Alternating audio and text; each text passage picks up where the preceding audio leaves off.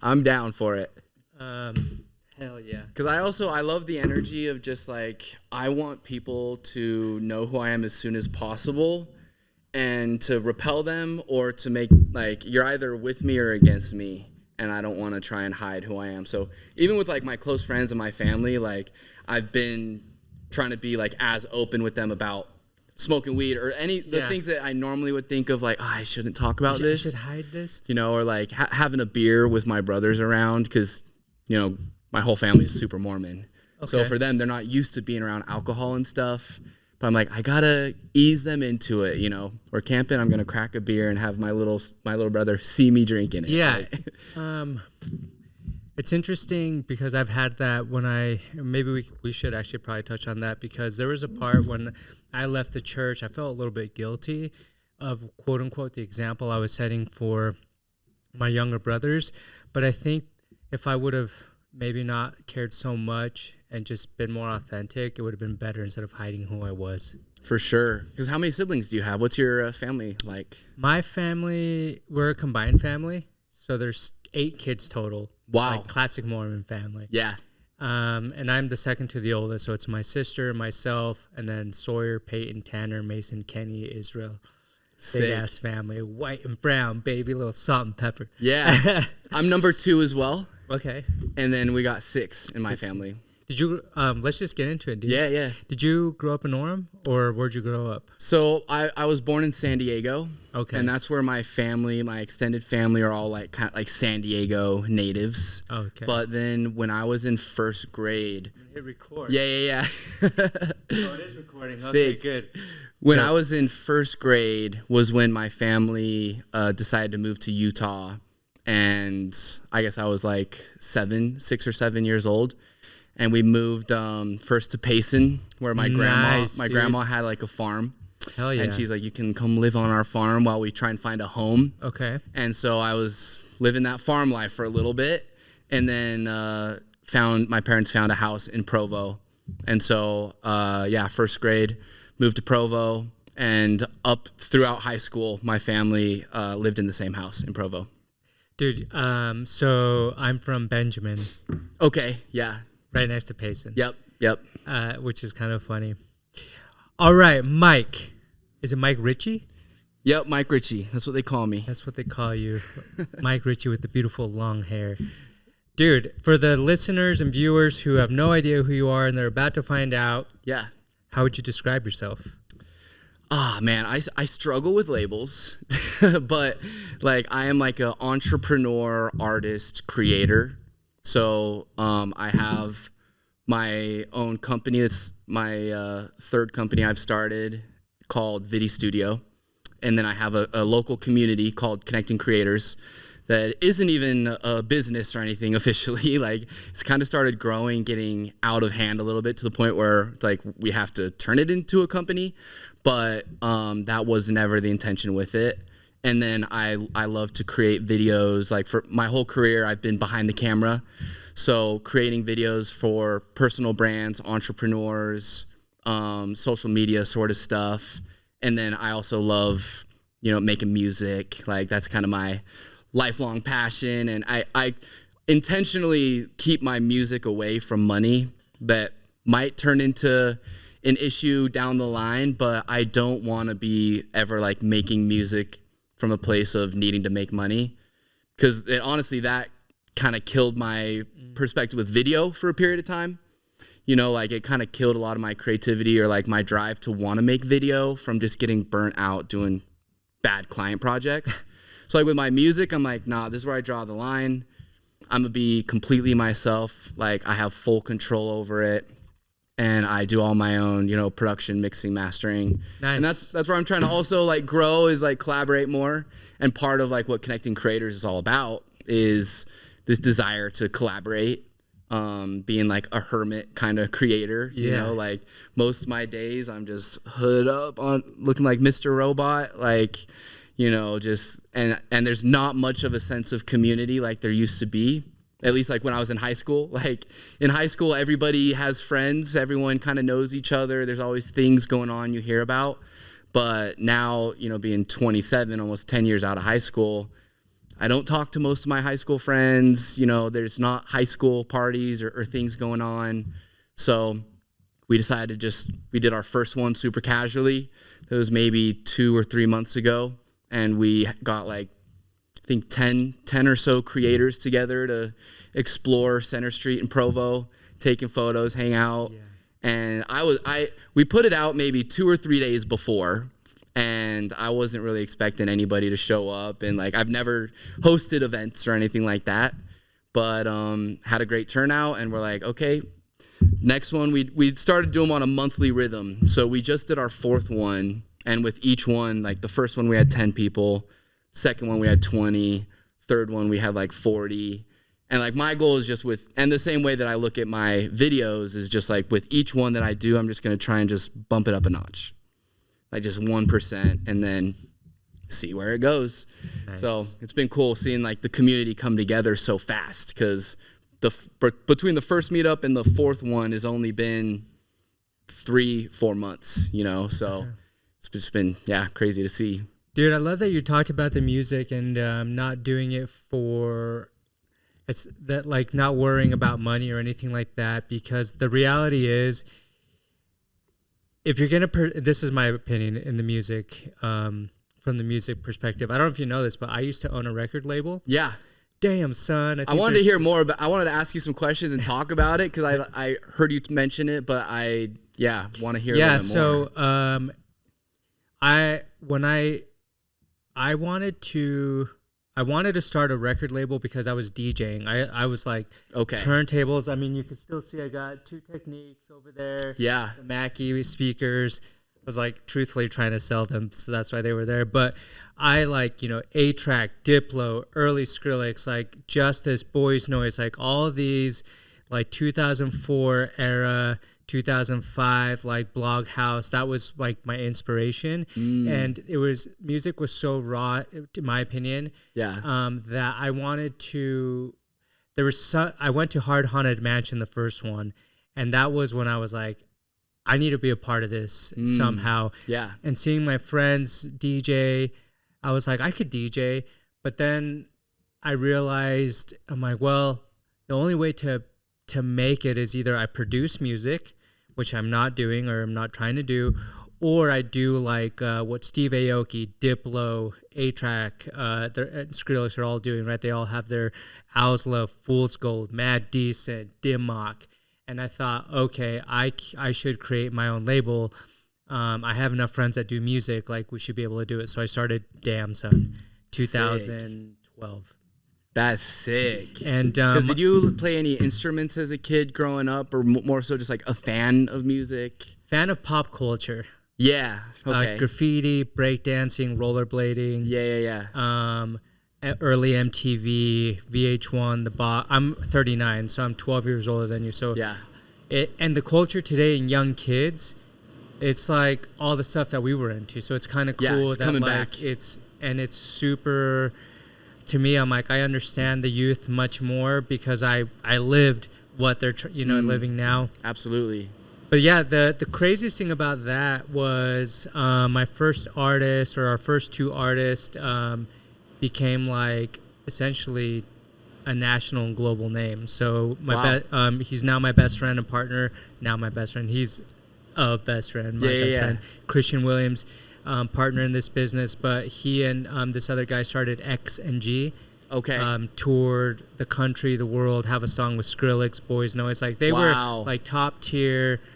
Like in my opinion, like they had made it. But it showed me you can't really make money in music, even having a song out with Skrillex. Yeah. You have to either dedicate yourself, that's all I'm going to do to music until being a producer, or you create a lifestyle brand around it and work with other creators and artists to be in the industry. And that was the direction I chose. I love that. And yeah, dude, it's so true. Like for me, I feel like the music is like top of funnel, so to say. You know, it's where like it does like a purpose in marketing and spreading your word and people getting to know who you are. But like all the greatest artists, like my favorite artist is Tyler the Creator. And you know, he's found so many clever ways to monetize that brand that he's built, from Camp Flognaw, Golf LaFleur, his brand, clothing, brand deals with shoe companies or whatever. Fashion, music, voice, like, what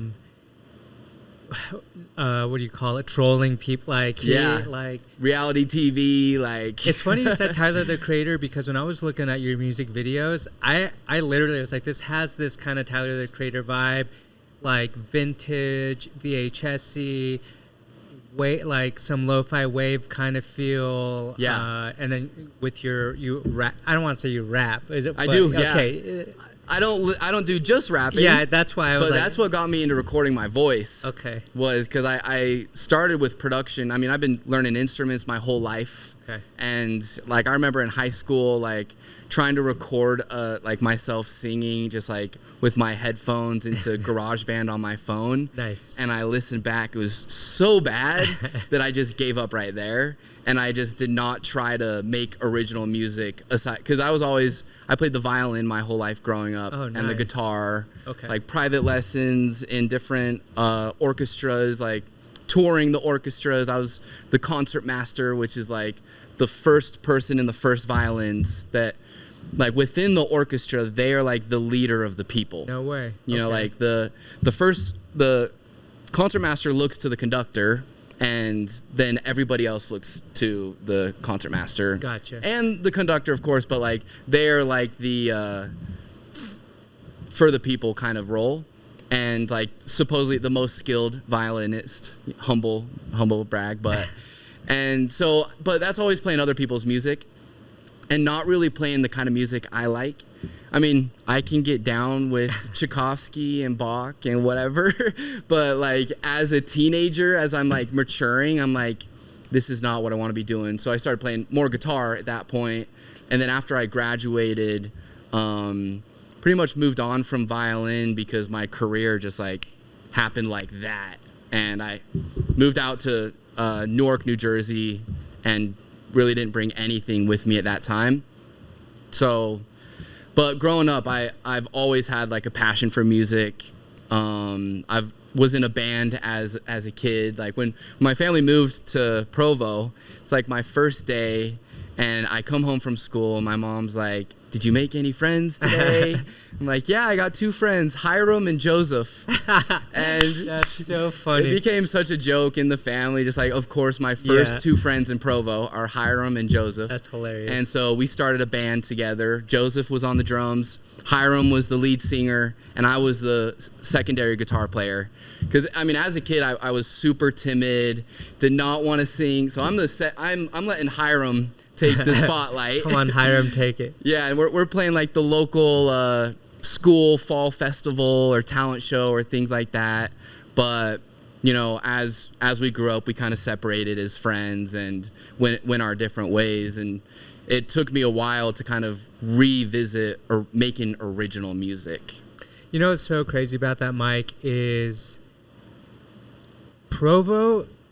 Do you know who Eric Roberts is? Have you heard that name? Big music head in Provo. Like, I'm talking like Billboard top producer. Yeah. But we were talking, he was like my second guest on this series. Sick. And we were talking about Provo is a magical place for music. Weirdly enough, you got Imagine Dragons that came from here, Neon Trees, who else? The Benson Boone. Or I don't know if he's Provo, but I know he's... But a lot of... right? You have like... I mean, Post Malone records here at times. And so there's something special, like magical about youth and music, like tangible music. It's just like breeds artists. Absolutely. I mean, weird thing. That was one of the cool... I mean, I got a couple thoughts on this. Yeah, tell me. Because I think it's a similar reason why this area breeds startups and entrepreneurs. And I think that there is this pioneer spirit, you know, even coming from the church, whether it's conscious or unconscious in the culture. You know, Joseph Smith as an individual, they come to Utah when it's not even Utah yet. It's like part of Mexico at that time. That's true. They were fleeing the country. True. That's true. And they were literal pioneers, like paving the way, like doing the first things, like this is the place. And I think that sort of mindset, you know, shows in Mormon culture of lots of entrepreneurs that are not afraid to pave the way. Yeah. And that do insanely innovative things from tech to music. Like the music scene growing up here, like going to the Velour like every weekend. Like I was a super fan of the Fictionists. I don't know if you listen to them. I know the name, but I've never listened. I know the They're name. like a Provo local legend type of group that would do like the rooftop series concerts and like other kinds of shows. Were they the same time as like Polytype? Do you know that name, Polytype? I don't. This would have been between 2012 and 2016. No, yeah, that is the that prime time. No, that's that time. Okay. But that's a good point. Whether it's the Fictionist or Polytype or Book on Tape or Tapeworm, whatever the fuck he was called, like, I mean, Corey Fox, created one of the most iconic venues in all of Utah. Yes. Like legendary. What is your family into music or? My parents are not. Okay. My siblings are like getting into it as they get older. Okay. My older brother, he's super smart, like wants to be an astronaut, works for NASA, and he works for NASA right now? He works for NASA right now. Yo, let's go. Send us some gear, son. Yeah. And he, he has great taste in music. He was the first one to show me Kanye. And he was the big bro that I'm like stealing clothes from his closet, wanting to hang out with him and his friends. They're putting me onto their music, but he's never like recorded or made music. And then my younger brother Seth, who's 2 years younger than me, he has a local Salt Lake band called Valet. Nice. And we've recorded a lot of music together. Like I've engineered and produced him for my home studio. But yeah, I mean, my grandparents, like my grandma's super musical, and as soon like my earliest memories, like 3-4 years old, my mom was putting me in piano lessons, put me in private lessons. So yeah, I mean, and I have like ancestors that are musical, but like my parents aren't super into music. Interesting. So it just kind of like sparked. So you're holding a camera. Let me ask you this.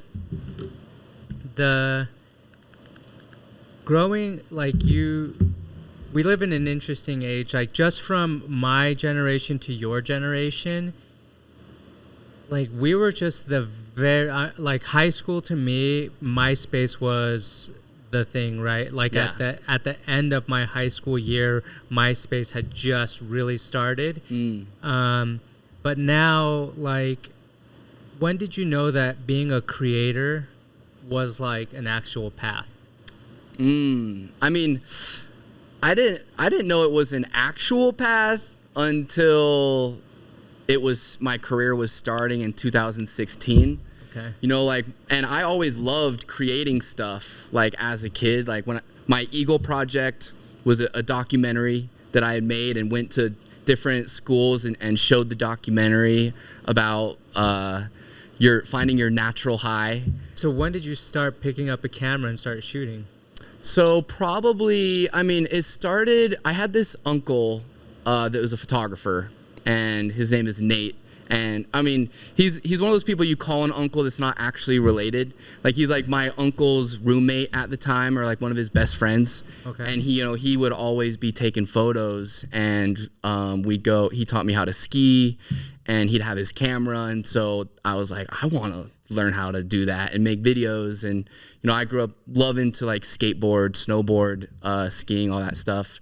So I start filming my friends, and all my friends that were like super into winter and extreme sports, like the dream was to get sponsored. Yeah, of course. Yeah. So we were all like dead set on like we're trying to get sponsored, and so we have to capture some media. Yeah, of course. And so there's this like website at the time that you could like submit your media, and then they would find like brands to do like an entry level sponsorship. No way. Like we just cared about the title. Yeah. We didn't care. We didn't need to make money, or you didn't have to fly us to competitions, but like let me just be able to say I'm sponsored. And maybe give me some free clothes. So one of those first sponsors I got was GoPro. Oh, sick. And it was like, early days of GoPro. They sent me a free camera, And so then I started getting into like GoPro, like making skate edits, and I had an Instagram page called Mike Shoots Skaters, where I would just post like videos of, me, my friends skateboarding and stuff like that. But I didn't believe that it was a career path at that time. In my head, I'm still thinking, maybe I'll become a surgeon, or maybe I'll do this or that, or things that were just like me thinking practically about making money long term, but not about what I actually wanted to do. And even with music, and I don't know why, it's such a limiting mindset that I had as a kid that I had to really grow out of, but I never thought that I'd be able to be an artist. And which is I look back with my perspective now and I'm like, why did I think that? I had all the resources and experience and skill and everything to be able to pursue being an artist, but I never thought that I'd be able to do it. So I didn't pursue it much until after I'd started my career, done a bunch of stuff, that I got back into making my own music. So let's dive into that, because it's fascinating. I'm curious what your career was, because I know the first time I met you, you told a really cool story. And I'm actually surprised that you grew up in Provo, because I thought for sure San Diego makes total sense. You got that long surfer hair. Yeah. Did you start doing lifestyle photography, or what was the path and doors that moved you into actual a profession? Yeah, absolutely. Well, so in high school, I was making skateboarding videos and ski videos, but my main thing was photography. My Instagram page, I was positioned as a photographer, doing shoots and trying to get featured on larger pages. And so it was around high school, maybe 9th grade, that I saved up, bought my own camera, and first started with doing free shoots with my friends.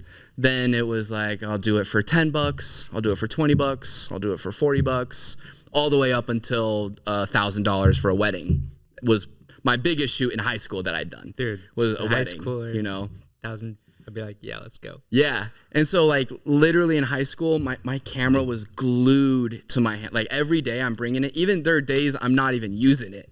I'm well, but at least that's the price that comes with being prepared, is that if you're prepared, then the best case is that, I guess this doesn't necessarily apply to the camera, but if you're prepared, the best case is that you don't have to use those backup plans that you set up, so that when something goes wrong, you're prepared. But I was just had my camera every day, and it's interesting, the difference between your generation and I feel it feels we're in, even though there is a gap, I feel I'm at the top end of my generation, and you're on the younger end, so it doesn't feel even when you I would assume that you were maybe 31 or 32, so you look mad young. And but so yeah, I started doing shoots, charging a little bit of money. And for me, social media has pretty much been around my entire life. I was born in 1998, and so before even moving to Utah, I'd set up a Facebook page. That's bananas, dude. I had a YouTube channel, and as a 8-year-old in 2006, when YouTube is just popping, they'd just been bought by Google and are now turning into this more serious thing. It was I want to be a YouTuber. Dude, that is so cool and crazy. And I was curious when you were born, because, and you just answered my question. That's what's interesting about the generation that you and I, you described it perfect, right? That weird little gap. Either people my age are 40 with kids and real deep into their career path, midlife crisis style, or they're in my shoes where I'm a single dude with a studio trying to still be an artist in my own capacity, chasing the dream. Yeah, absolutely. But I think it's awesome that you grew up with all the social media stuff, because It is like I can't. It's just it's fascinating. I was on my mission. I was a Mormon missionary. Yeah. When I was invited to join Facebook. Where did you serve? L.A. Okay. Yeah. Okay. Wow. 'Cause, I mean, I do see it as a massive advantage, and that is the role that I play like with my clients throughout my career. Most of them are like 40, 50-year-old dudes that they got something to say, but they got no idea how the social media thing works.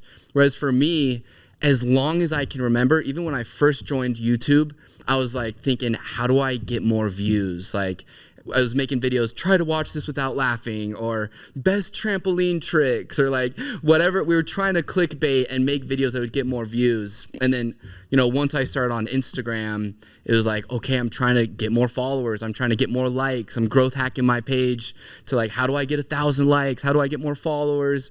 And that led me to like, you know, trying to improve my work to get it good enough that it started to get featured on these bigger pages, which was my strategy at first. Having a camera, when you were talking about it, when I first started, because I still consider myself more of a photographer than anything else, accidental photographer, because when I had started Damn Son, I had this vision of how I wanted it to look, but no one could capture it. So then I'm like, do you know what? I'm going to be the guy taking pictures of the musicians, creating the apparel, because I know what it looks like in my head. And I just always started carrying my camera, and the doors of opportunity that it opened up, like, and you were talking about getting featured on big pages like Moody Grams or all these things. I was obsessed on trying to always be on the Unsplash top page. And so for years, like if you like Google my name and Unsplash, dude, I've got millions of views and hundreds of thousands of downloads, $0 from it. But what it taught me was that I'm good enough. I'm good enough to be downloaded hundreds and thousands of times to know that then I can go out and do it. The hard part is that I've learned, at least for me, is like, can you do it? Can you make money? Because like you can be good at art and photography or music, but if you don't know how to make money from it, you'll always be a starving artist. Absolutely. And that's not fun. Absolutely. Yeah. No, I resonate with this because, you know, I had entrepreneurial tendencies as a kid, you know, that like, you know, my brothers and I, we would make these little, called them hot puppies. It was like had like rice in a little sleeve that we sewed up that you put in the microwave and put around your neck. And you know, we wanted to get ski passes really bad, but our parents, you know, my dad was a cop, you know, and we got a big family, so there's not much extra spend to go around. I was already expensive enough with like my violin lessons and all that stuff, so it's like ski passes were on our own. So we start going door to door selling these for $20 a piece so that we can buy our ski passes. Or like I always loved like going to thrift stores like the DI, buying old camera gear, and then I'd flip it, make money, or like selling candy at school. But I was never like, I'm gonna be an entrepreneur. Like that was never how I saw myself. And even to this day, like I do introduce myself as an entrepreneur because like when someone's like, what do you do? Like that is like what I do for work. Like is like I started my own businesses and I work for myself. But like I don't really I identify with the artist more than the entrepreneur. And so when I started my career, you know, it was a little bit rocky at first, like jumping into taking projects because all of a sudden I had to shift my identity into being a business owner and an entrepreneur when I started my production company, and started to, you know, go through various like coaching programs or mastermind groups that like helped me understand, you know, how to be an entrepreneur. And so where I'm at now, like I love strategizing, problem solving, and I love, you know, being able to make something that actually helps someone and provides value. Like if I'm not able to produce a successful result then I'm not even interested. Like, even if a client wants to hire me, if I don't feel confident that it's gonna give them what they want, then it's a no, because I've taken those projects before that have gone bad, and that just does not feel good when a client invests a large amount of money, the expectation is off because I didn't do the right pre-production or contract, and then we go through this multi-month process to get it done. They see the videos and they don't like it. That is the worst. And that's like, you go through that maybe once or twice, and it's like, I'm not gonna do it if it's not gonna work out. Because your name's attached to it. Yeah, and my ability to sleep at night. Yeah. It's like, I cannot put a price tag on, you know, my integrity or my ability to feel like I'm a good person. Do you want some more? Yeah, right here. Let's go. Yesterday I've heard this quote before. One of my good friends, Tyler Williams, shout out Ty. You know Sunrun? Sunrun is the #1 solar residential company in the country. Okay. Publicly traded. You know Vivint. Yep. Essentially, Vivint turned into Vivint Solar, or, you know, and then Vivint Solar and Sunrun merged. My buddy Tyler he's been, you know, one of my mentors, one of my closest, you know, good friends since I was like 16. And he recruited me as a manager. Now he is the senior VP of sales of Sunrun.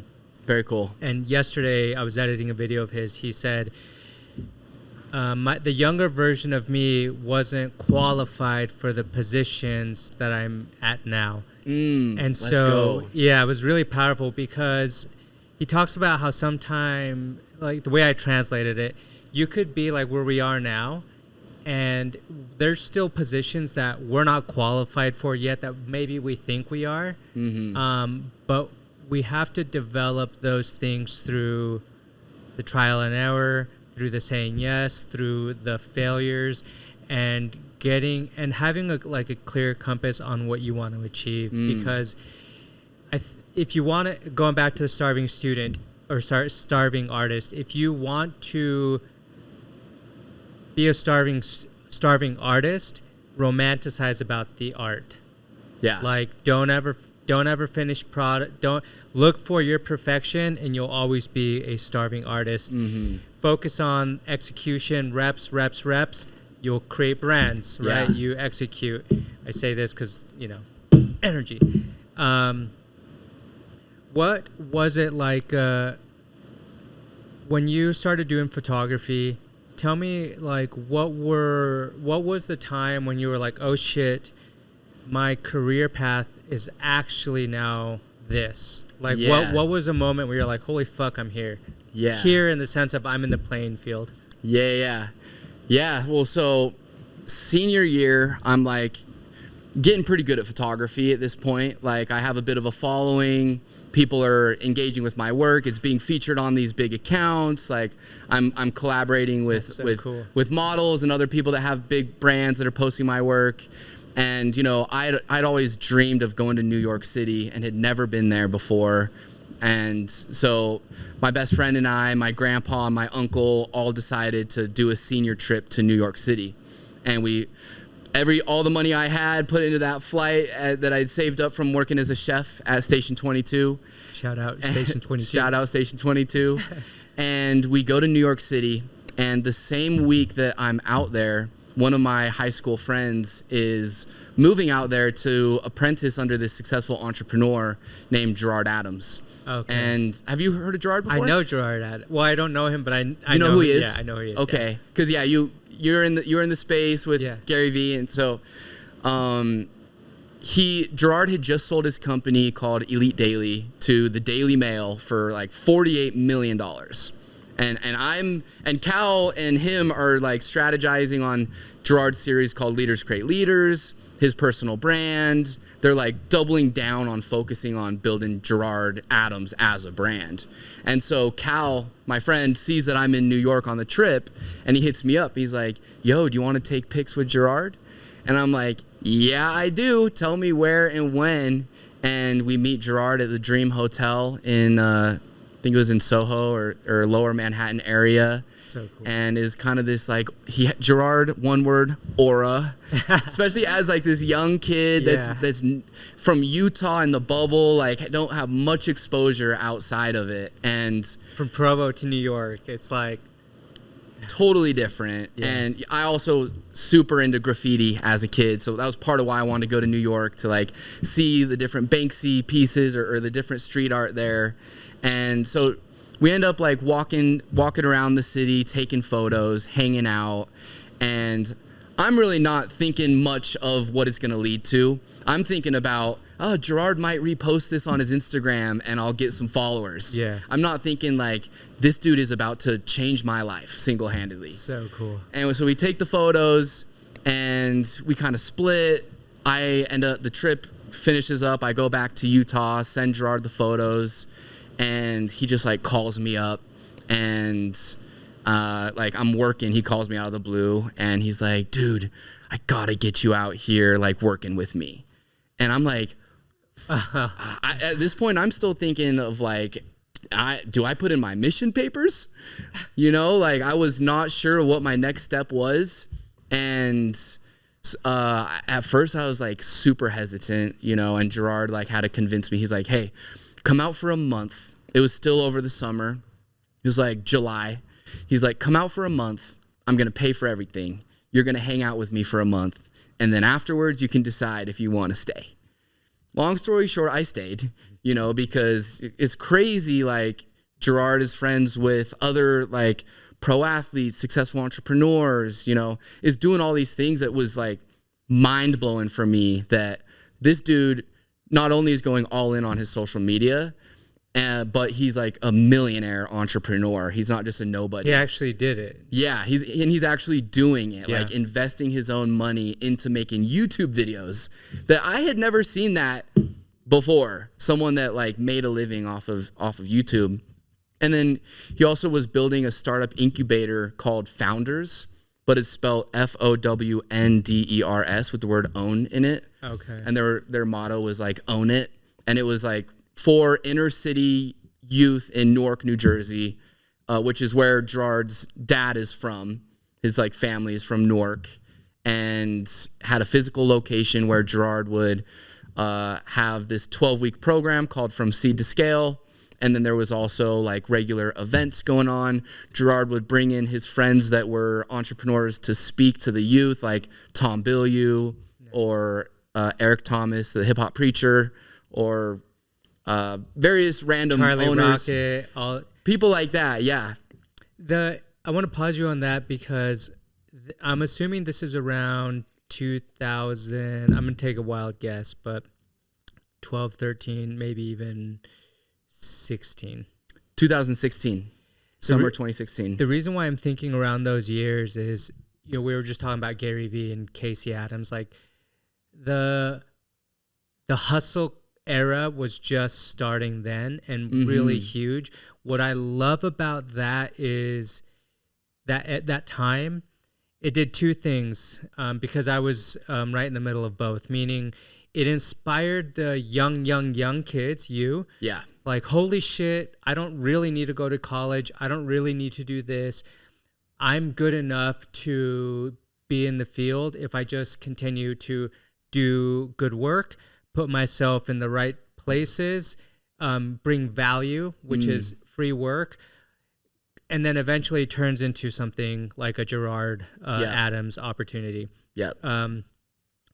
And then the older people were also like, wait, I can turn my passion into a side hustle. I can, and then turn that into a full-time. It was like a really cool time where people were inspired by the Gary V's of the world, the Gerards of the world. And that's where, like, you know, these young kids like just rose. And I think it still is, right? It's one of the coolest times. It was one of the coolest times to be a part of social media and also entrepreneurship.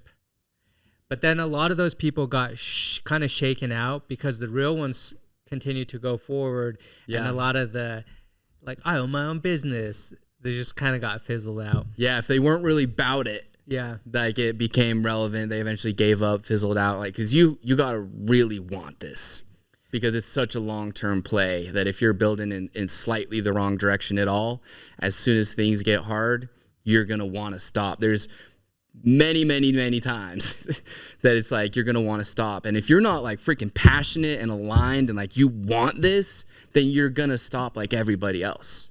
What I think, you're right. What I think is awesome is like, you know Richard Branson? Yes. There's a quote, or one of his famous many quotes, where he says, if an opportunity comes and you're not ready for it, take it, because you'll figure it out along the way. Absolutely. Because if you say no and the opportunity leaves, someone else will take it. You don't know when that next train is coming. Mm-hmm. And I love that quote, and I take it one step further, because now I always take it whether I feel ready or not. And if I'm not and I get anxious, hell yeah, because now I need to really like get my shit locked in so I can execute. Facts. But you know, hearing your story of like, I wanted to 2006, Mike, young kid, like starting a YouTube page, knowing that you wanted to get views, knowing that you wanted to do photography, knowing and learning about a documentary at an elementary school age, collaborating with people at 16, 17, 18, going like all those things. So when the train came, you were ready.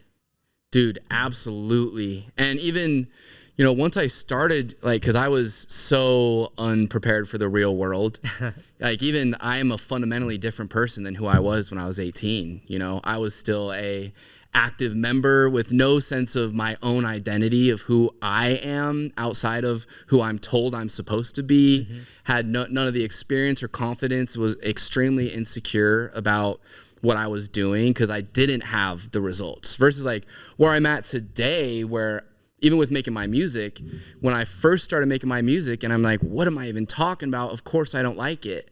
Now I'm like, I've been the CEO of a software company for 2 years. I had a production company for 6 years. I've had celebrities as clients. Like, I'm like, I got something to say. Hell yeah. And now I'm like, my music is getting way better. Yeah. And like, I like it. I feel confident. I'm ready to share it. I'm ready to throw events and throw shows and like not be this thing that I'm like, no, you don't want to hear my music, but be like, yes, hear this shit. Like, you're going to want to hear it.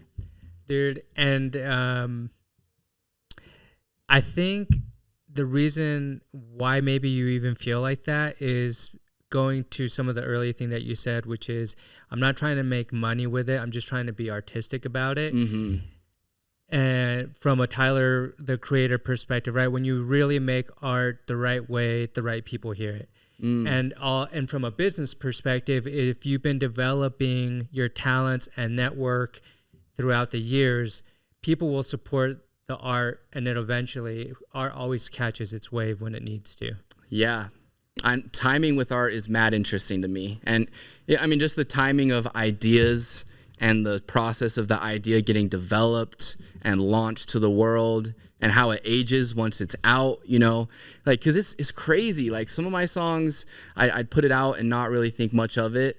But then years later, I go back and listen. I'm like, wait, there's things I'm picking up on that I wasn't conscious of, or like it aged better. And sometimes some songs age like milk and they don't. I'm like, you're like, oh, maybe I should unlist this video or whatever. Like well, the younger self, you weren't ready for the opportunity or the, you know, where you're at now. What are some of the most proudest moments of your photography, not music, but your photography career? As a photographer, like, I was one of those Instagrammers that was super like all about curating my feed.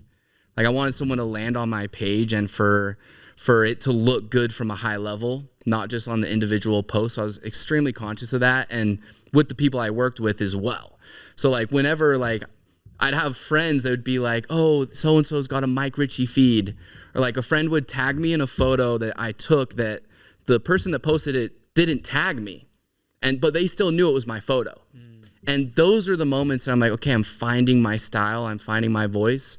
And like, you know, one of my most proud moments specifically was being able to see a whole feed of my photos on my childhood crush's Instagram, Victoria Justice, that, you know, she has tens of millions of followers. Each of those photos were getting hundreds, 500,000 likes. And then she's tagging me photo credit. And there's about 9 or 10 of them. Her whole feed is so all cool. My photos. And that was like, wow, like, it's undeniable that I'm pretty good at this point. Like, to have that validation felt mad good. It's so cool to like have those moments, and cool that you actually took a moment to actually appreciate it, because those are the times I feel like you need to be like, hell yeah, I'm doing it. Hell yeah, I'm here. Or like, fuck yeah, that's my work. You know what I'm saying? Yeah. Well, because most of the time, like, I am extremely hard on myself, especially with my project that have money attached to it or for clients. Like, and so I put my head down. I drown myself in my work. I thrive for greatness. Like, I'm an overachiever. Like, I want the best, and that can be toxic. You know, like it's hard to give myself grace. And I'm still like practicing getting better at it. But like, yeah, when a big opportunity, like, I have to remind myself, like, this is what you as a kid dreamed of. Like, I'm going to South Africa next month. Nice. And like, I'm getting paid to go out to South Africa. They're covering all my expenses, and I'm making YouTube videos. Like, and when that opportunity came in the door, I was hesitant, and I wasn't sure if I was going to go, because it's like a busy season. Tomorrow I'm flying to DC, then I'll be going to Pennsylvania, then I'll be back in Utah for like 3 days, then I go to South Africa, I'll be back in Utah for like a week, then I'm going to Mexico. So it was like a busy season already. Then this opportunity comes in of like, hey, do you want to come to South Africa?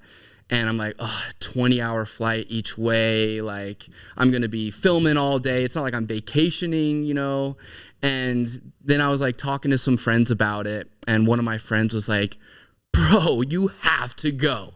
He's like, that is an opportunity from God. Mm-hmm. And to be able to go to South Africa and get paid, like, you have to go. You absolutely have to go. And I was like, you're right. I let the client know, hey, I'm in. Booked the flights. We got the flights booked today, actually. Oh, nice. So I'm always like, I don't like talking about a project before it's locked in, because there's been so many times the client's like, hey, you want to go skydiving in Dubai? We're like, yeah. I go to Sunday dinner. Mom, Dad, I'm going to Dubai. And then it falls through. But so now I'm like, okay, flights are booked. I'm on a podcast. Let's drop it. I'm going to South Africa. Yeah. Dude, there's got to be something like every single time I've had like an email or an introduction, like introductions I think are the best, where they're introducing you for your work. This is Mike Richy, right? Like, did I say that right? Yeah, good. Yeah. When your name and art are one, and people want that, it's so empowering. Absolutely. I mean, that is a big dream for me, is like most of my career having a production company, you know, clients hire me to produce their content for them. And it led to me depriving my own personal art for the longest time, my own personal videos, where maybe I'll post twice a year on my YouTube channel or whatever, and not focus on growing my own brand. But like, one of my big goals is like, I want to be able to get paid making content for myself. Like, to be able to double down and know, hey, if I do another podcast episode, it's going to build my podcast, and it's also going to be able to pay my bills. Like, that is the dream. And to be able to be like extremely selective of the projects that I do take that are in the production world. Because, you know, like trying to be sponsored, like I love working with brands, especially brands that like I look up to and that I love and that I genuinely rep. You know, like Converse reached out to me, and I was like, yes. Are you kidding me? Like, that is a dream. And so I got to shoot a campaign with Converse, and like, so doing things like that, I want to continue throughout my career to be able to partner up with big brands.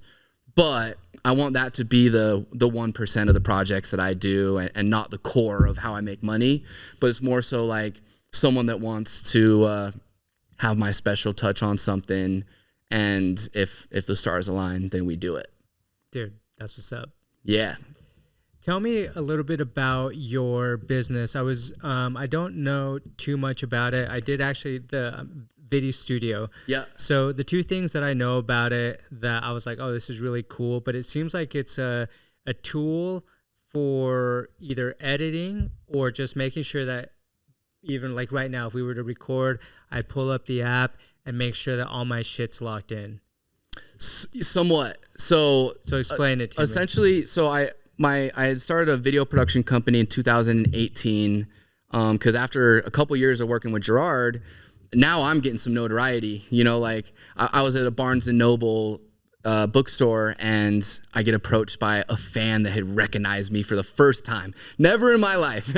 I was in LA, like, and a stranger at a bookstore comes up to me. He's like, hey, are you Mike Richy? And like I had noticed them kind of like lurking around the aisles and was starting to get frustrated. Like, what is this person looking at me for? What do they want? Yeah. They come up to me. They're like, yo, I'm a big fan of Gerard's content and love your work. And I was like, whoa, that is actually crazy. So we start to get opportunities. Me and another video guy on the team named Truman, him and I just like best friends off the bat, kick it off really well. He was like maybe 5 years older than me, and he came from a video background. I had the photo background, so we kind of taught each other and like would be a dynamic duo doing projects with Gerard. We start getting reached out by people that want to hire us, and for the longest time, we just turn it down. We're like, no, we're not taking work. But then eventually it got to a point where we were like, maybe we should start our own production company and take on more clients than just Gerard.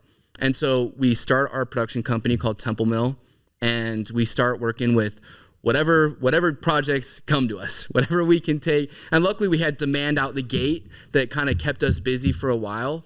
But it was like that feast and famine thing, learning a lot of lessons the hard way of jumping into business without much business understanding and having to adapt and whatever. And through the process, we start to develop a website for our clients to help them, better speak on camera, because, we had a lot of issues with normal teleprompters on some of our shoots where, it's like people are looking for a shortcut, and that totally comes across on camera.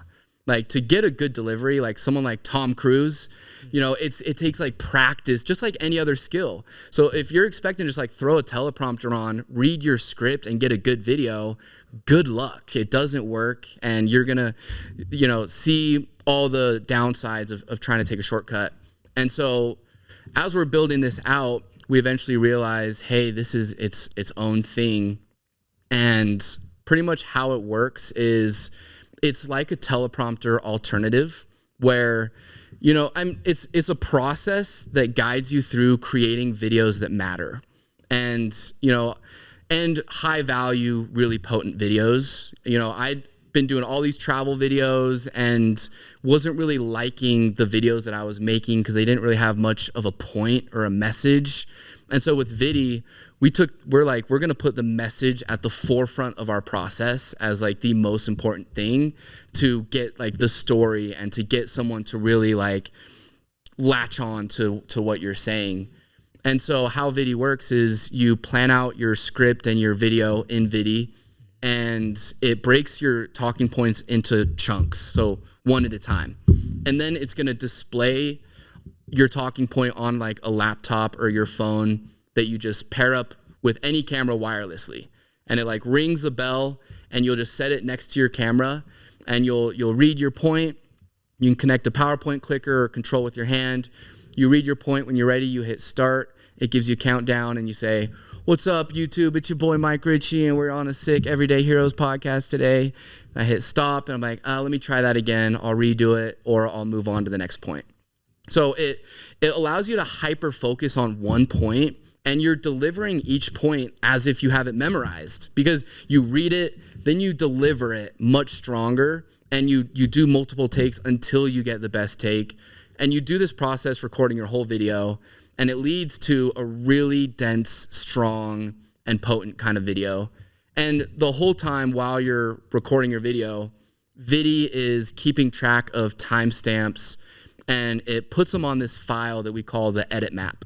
And what the edit map does is you put your raw footage in your editing software, you put the edit map and you line it up over the top, and it visually shows you where the usable moments are within your footage. I saw that, by the way, and that shit blew my mind. Yeah, because I mean, we would spend out, if you have 30 minutes of footage, for me to edit that as an editor, I got to rewatch it. I got to filter out, cut out all the bad stuff. So 30 minutes of footage, that could take 2-3 hours. And we were so much editing. And it's the non-creative, non-fun side of editing.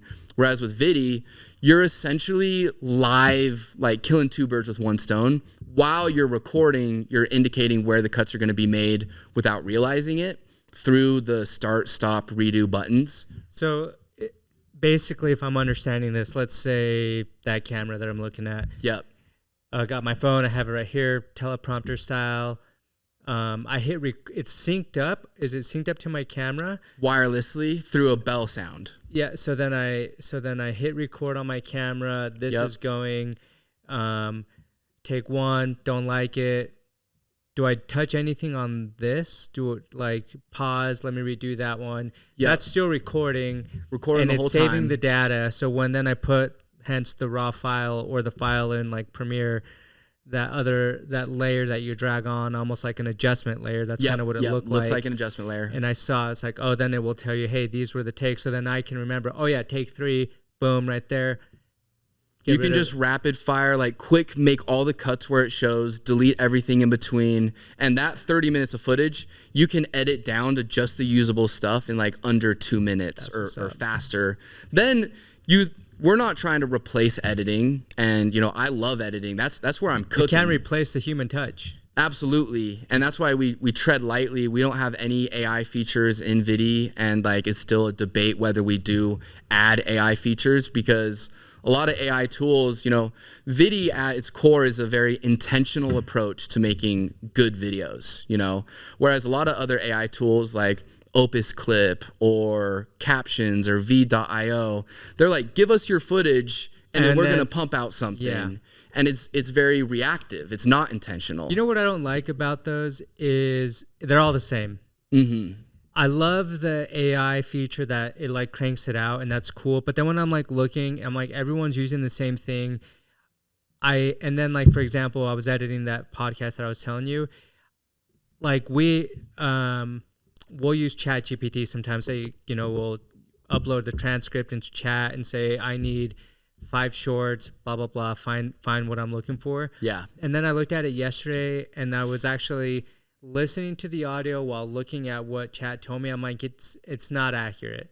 Like it's kind of close, but if you want the right message, just do it yourself, or have the person that understands the message do the editing, in my opinion. Yeah. Well, and even, something that just like my dad ingrained in me as a kid, and with like how I approach the videos I make, because with Vidi, it's not for everybody. Mm-hmm. It's not for every kind of video, and it's not for every kind of creator. Mm-hmm. It's for the creators that are trying to really make great work.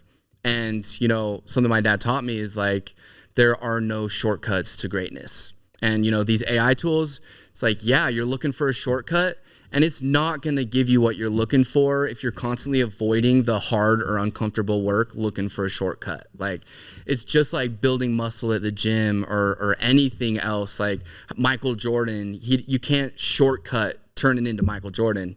Same goes with being a creator. And if you want to make great videos, because this is your reputation here, This is how people view you. That should be extremely valuable. That can either tank your reputation, make you look really bad, or it can enhance it and make you look really good. Like, it's worth it to avoid the shortcuts and to invest the money or invest the time or the effort that it takes to get a really good video. Like, I refuse to just post like filler videos. Like, I'm not just going to, I need to post 3 videos today. What am I going to do? I would rather not post and only post when I have something good. It's like when you don't have anything nice to say, don't say anything at all. Creators should take that advice. If you don't got anything to say, period, don't say anything at all. Quit flooding the internet with like your selfish demands. Like, so many people look at it so selfishly of like, oh, I'm going to do this to help me, but they don't think of what the consumer wants. Yeah, you actually answered the question I was going to ask, which was, it's almost like it's the addictiveness of instant gratification of I need to get validated today. That I find like people are just posting to post to feel validated for whatever reason. And I've done that too. That's why I'm saying that. Maybe I'm the one internalizing this, but there's been times where I'm just like, I feel like this urge of I just need to post something, but then I don't, because I'm like, why? Like, what are you trying to even get across? Are you just trying to do it to see if you can get like a like today, get more like, and then it's just that's some of the worst hitting content as well. Very inauthentic. Yeah. And I mean, it's hard for me to give advice for creators because it all depends on where you're at in your journey. Like if someone's just getting started, because I also think, reps and sets is how you get better. And by the volume is what's going to lead to you getting better. That's true. But, let's say you're a millionaire CEO and you have a reputation. Like maybe if you're nobody just getting started, like focus on just starting and then get better once you start. Like by no means you should wait till you have the right gear. Like if you're just getting started, start. Just get going. Whatever. Because no one knows who you're right. No one knows who you are. No one gives a shit. Yeah. But if you're 10 years into it, or like in a position like you or me, is worth it to get some aperture lights, to get the FX3s, to like, invest and treat this super seriously. Facts. And that takes it's consistent work, because I look at all this gear that you just said, and I think one of the proudest things, this camera actually, this FX3 is probably one of the most proudest moments, because I paid for that cash with the money that we've, accumulated through projects. Let's go. That's sick. And everything else has been like used, Facebook market, things like that. But that was brand new. And there's something like, I'm like, it's cool to build your gear base, your tool belt with the work that you've done without going into debt, without getting any fancier gear than you need to feel cool or anything like that. Because I've learned, at least now I'm older, what's cooler than looking cool or looking the part is making money and being in the game. Yeah. That's what's cooler. That's what will lead to the other opportunities, because you earn the coolness and you earn a seat at the table and in the field, versus you have all this cool gear, but you're more concerned about looking the part versus doing the work. Dude, 100%. And I think that my restrictions are my advantage. Like that's why I think I'm so creative, is because, I am forced to be scrappy and am forced to figure it out and forced to make it work. And, when it eventually gets to the time where you can buy that new camera, it feels good knowing that you like earned it and that you're not trying to make it seem like something you're not. Like I think the most creative people do the most with the least. Like the more restrictions you have, the more opportunity you have to be creative. Like I think about like street skateboarding and create how someone can street skate in a creative way. And what that is to me is they only have one curb and they managed to do a trick that no one ever thought of on that one curb. So they did the most with the least available. And so with creators, it's like you think about movies being made with just iPhones. That's mad creative, or like creators that have no money and that you got to get scrappy. Maybe you don't even have a camera and you're using the webcam on your computer, but you're like, I'm going to make it look stylistic in a Y2K style so that it looks cool and that contributes this. I'm doing the best with what I got. And then being in that mindset, it trains you to be a critical thinker, to be a problem solver. And like, those are the things that's going to serve you the rest of your life. It's also teaching you other things that you don't know about yourself.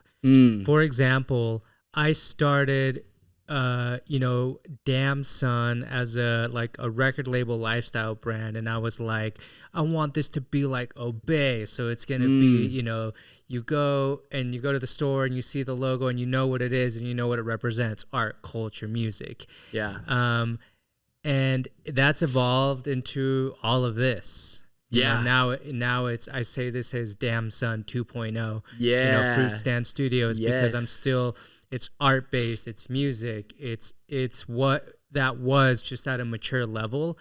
And that's what I love about what you just said, because if you're trying to be in the game, if you're trying to make your art a real thing and you put the reps in and you say yes to the right opportunities and yes to the wrong opportunities, because you'll learn. Yeah.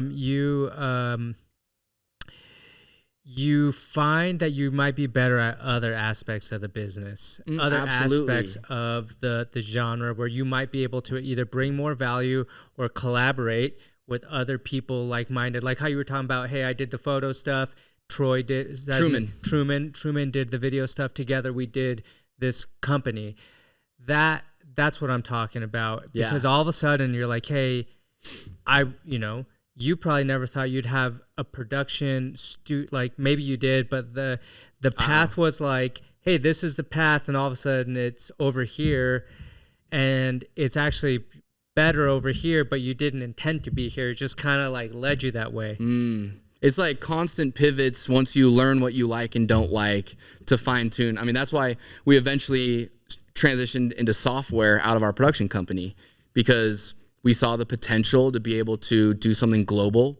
Where I'm building my own personal brand, and I don't want to be limited to just doing work just in Utah. Like, I want to be able to serve the world. And if I can, turn my process into a software that someone just getting started can just sign up, and now all of a sudden they're set up with a system that's repeatable for making high quality videos. Like, that's what it's all about. And, with Temple Mill, my production company, we were never able to serve more than 7 or 8 people at a time until our workload is too much and we have to slow down. And whereas with connecting creators or with Vidi Studio, it's like we could do an event that had 10,000 people if we want. And I like that, leaning into like building community and, just trying to get out more. And, I'm not done with the world of like production and service-based businesses, but it's definitely, I'm excited to venture into like products more and, making my own merch. I got this from Tyson Media that has the hard, dude. Filmmaker's Journey podcast, and we went and toured their studio, and he's like, do you want to get a shirt off the rack? I'm like, yeah, I do. I'll grab it. I'm like, this is like high quality. Like, and I genuinely like this shirt and the design. It's and hard, like, dude. I want to be able to make this for other people, to be able to, someone that wants to feel part of the movement that's in London can buy a Connecting Creators hoodie, or someone that wants to feel part of the movement that's in China or wherever, they can feel part of this community.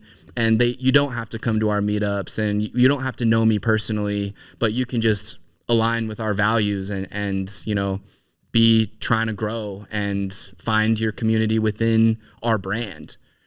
I'm glad you're talking about that, because I wanted to actually ask you about the Connecting Creators. That's obviously how we connected. Yeah. And what I thought was really cool about that first event is you said the word hermit earlier, and I'm the same way. You can look around. It's like, hey, I'm chilling here by myself.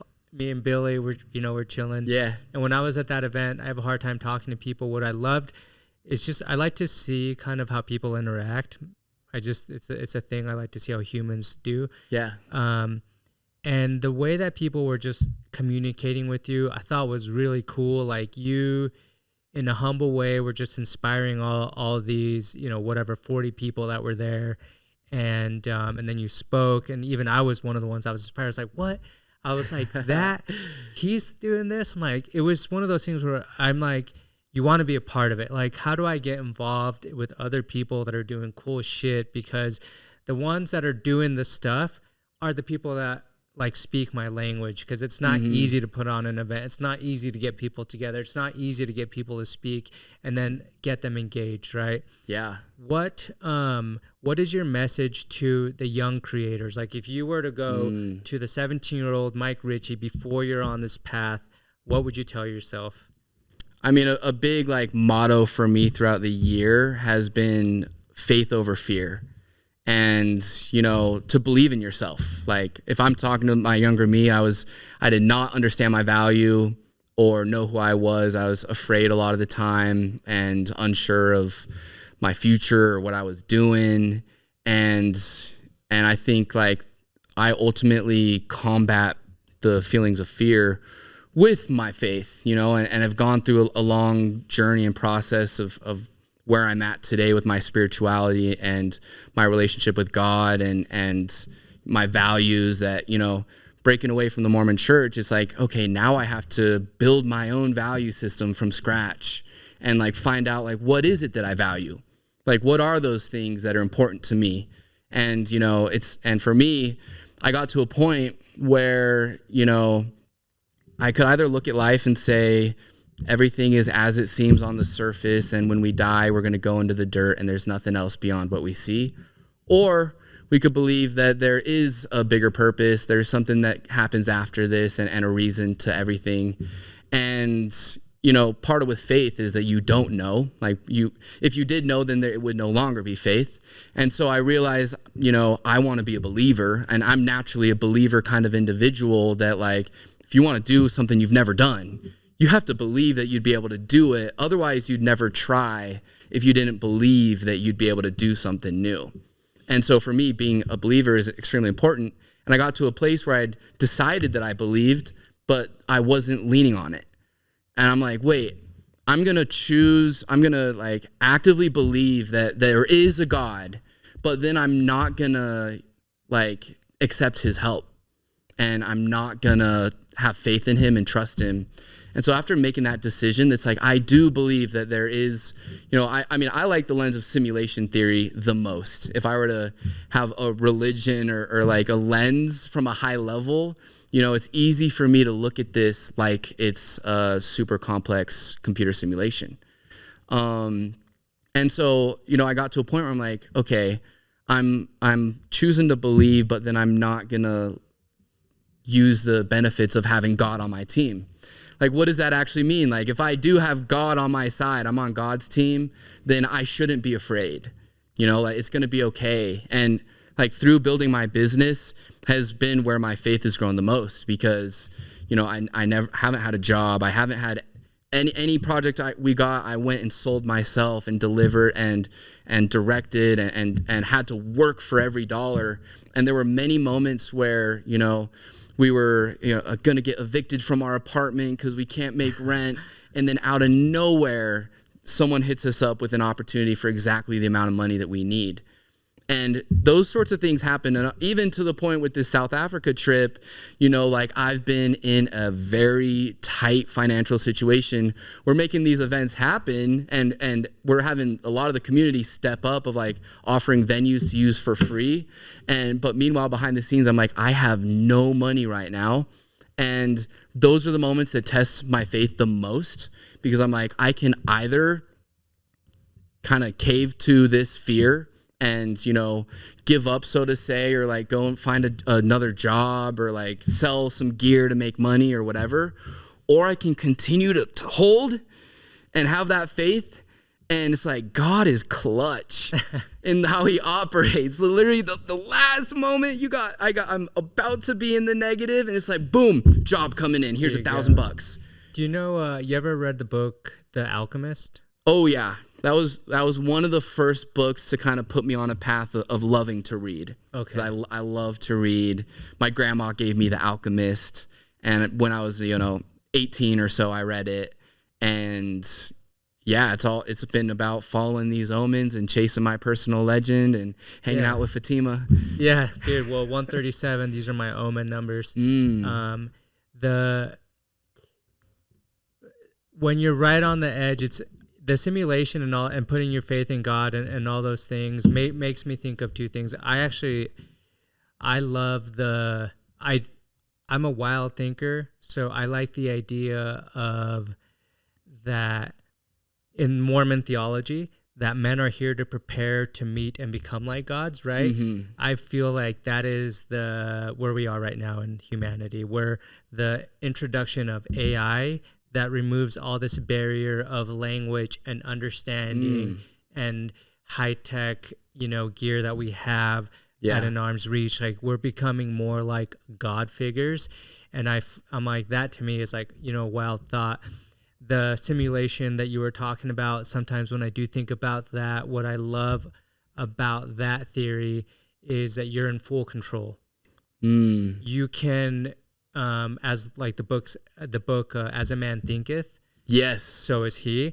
So, or Think and Grow Rich, words become worlds, right? All these sayings, they're real. Like the Bible, in scripture, it says like, God said, make this, and it was, right?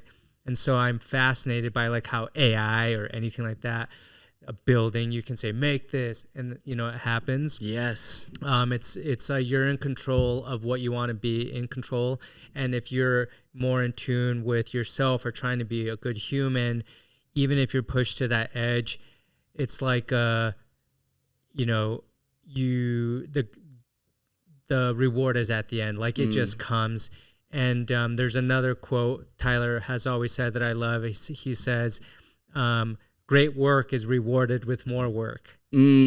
Absolutely. And when you do great work, it's rewarded with more work. And who doesn't want more work? Absolutely. I mean, that's absolutely a key to getting more clients. Yeah. Is to do great work. Well, Mike, I have two more questions. We'll wrap it up. Number one, what are you most excited about right now? Oh man, I mean, it's crazy because this journey with Viddy Studio and connecting creators has been a long time in the making. Like, connecting creators started as an Instagram page that I got in 2019 to just kind of repost and feature people's work and to just grow an Instagram page.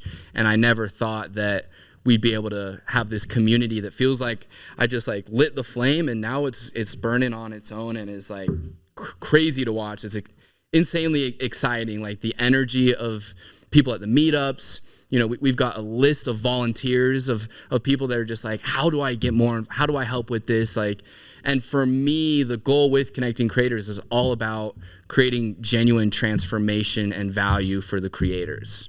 And it's like, if we're not transforming creators, then we're not continuing it. Like, it is all about genuinely creating that transformation and helping the creators, because you look at creators historically and they are the ones that have the biggest battles with mental health. You look at like Kurt Cobain or Vincent van Gogh, it doesn't matter the medium. And a lot of these great creators is because you come from a place of struggle. You've been through some things that leads to your art being really great. And a lot of people can't make that great art because they don't have that experience that someone like Chief Keef has, like being from Chicago, O Block, and then he makes music so raw and real that it's like, yeah, no one's making music like that. Of course it takes off. And so with connecting creators, like, it's been so cool seeing this community form. And then with Viddy Studio, we started building that in 2019. We built multiple versions that we've tested and then adapted and pivoted and done many pivots. And we are about to launch our new version in the next month that is completely rebuilt. It's like the pinnacle of everything that we've been building for 6 years. And so and then I'll be in South Africa right at the same time. So between those three things, I'm just feeling blessed and grateful to have opportunities, to be someone that can create opportunities, and to be able to help creators and to feel like I'm actually helping them, like to have them reach out to me and say that I'm making an impact. Because back when I was in high school, there were these creator meetups that were going on that were just like casual photography meetups. and I was going to these, and, you know, I'm able to see people that are slightly further along than me that are like, you know, have more followers, or they're getting paid to do it, or their work is better. And I'm able to learn, oh, how are you editing your photos, or how are you directing models, or how are you doing all these things? And I was at one of these meetups, and there was this kid that, you know, we'd have a mix of photographers and models. And there was this kid named Wyatt Bateman, and he was a model. He loved being on the other side of the camera. I met him at this meetup, and we kick it off because I'm on the other side of the camera. And so we're like at the Salt Lake Library, and we're taking photos, and maybe a month or so later, he ended up taking his own life. Oh, man.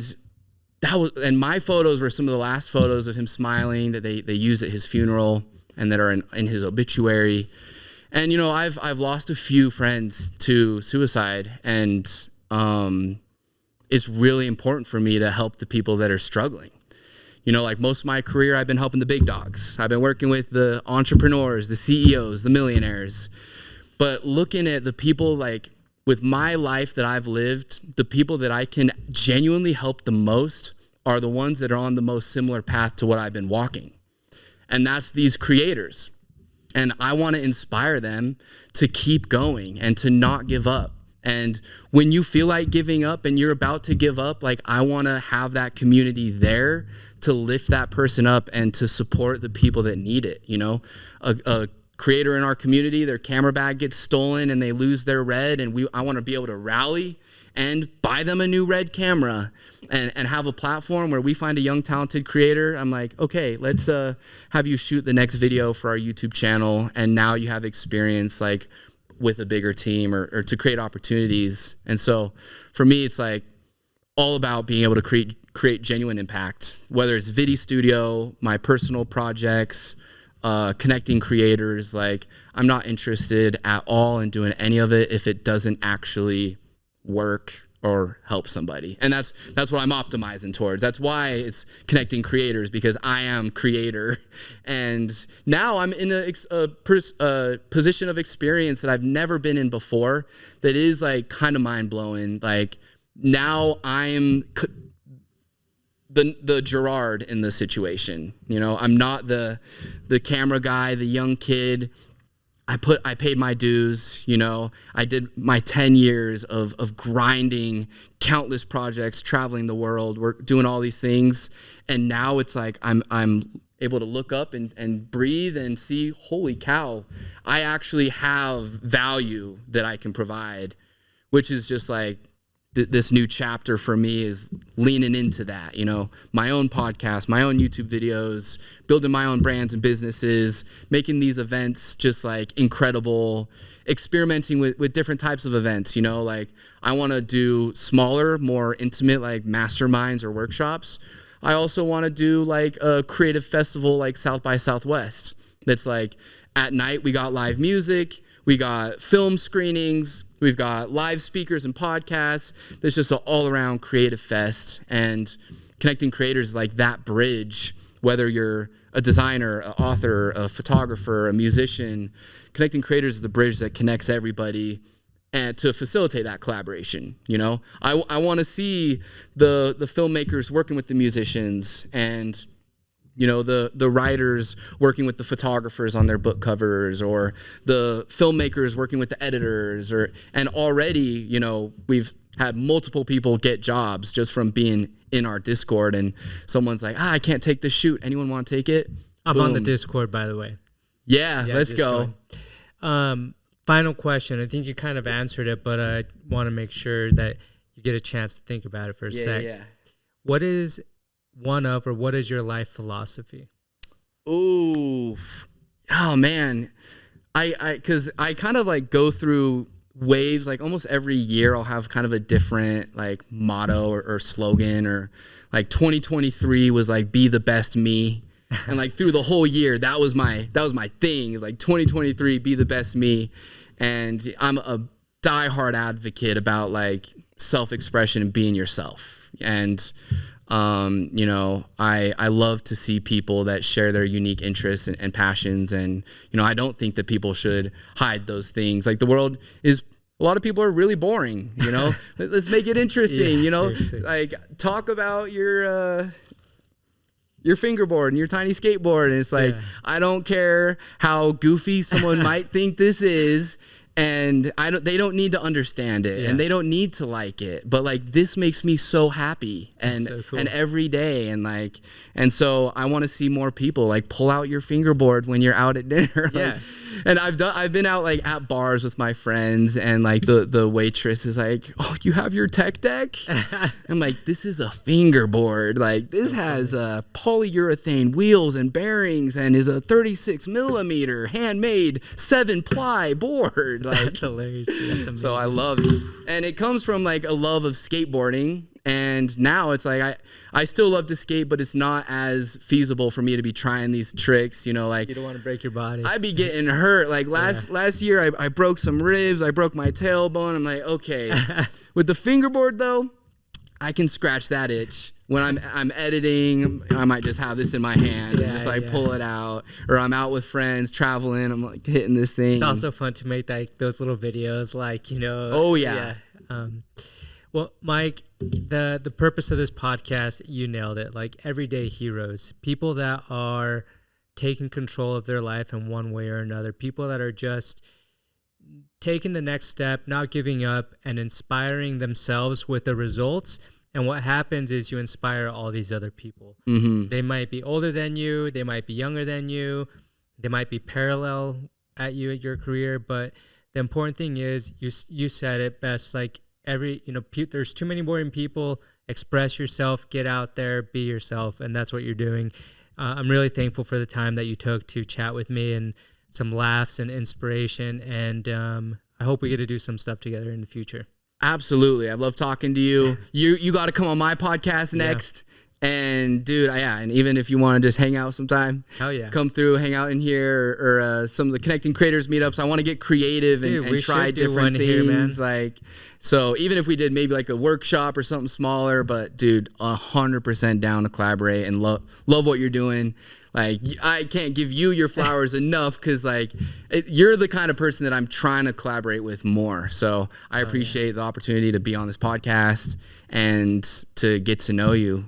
Oh yeah. Thank you, brother. Absolutely.